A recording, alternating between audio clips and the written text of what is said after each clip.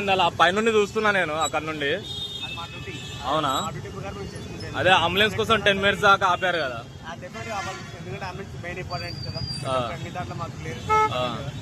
నిన్న evening 7 or 7:30 టైంలో Rayadurg metro దగ్గర ఈ ట్రాఫిక్ కానిస్టేబుల్ అన్న ఒక సైడ్ మొత్తం వెహికల్స్ ని ఆపేశారు. నాకు కొద్దిసేపు అసలు ఏం అర్థం కాలేదు. అలాగే వీడియో రికార్డ్ చేయడం కంటిన్యూ చేశాను.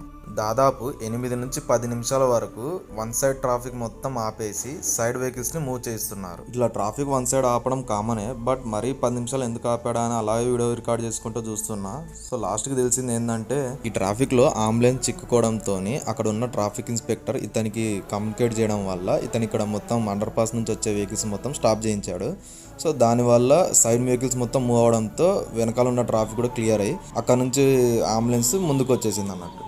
ఇంత పీక్ ట్రాఫిక్లో కూడా ఒకరినొకరు ఇలా కమ్యూనికేట్ చేసుకొని అంబులెన్స్ ఫ్రీగా వెళ్ళడానికి ట్రై చేస్తున్న ప్రతి ఒక్క ట్రాఫిక్ ఆఫీసర్ అందరికీ హైదరాబాద్ ప్రజల తరపు నుంచి big salute.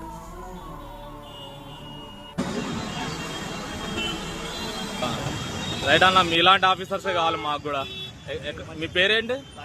Rajesh Kumar. Okay, ఎక్కడి నుంచి మీరు పోలీస్ స్టేషన్? ట్రంక్ మార్చ్. ఓకే ఓకే, థ్యాంక్ యూ అన్న, thank you so much, great job అన్న.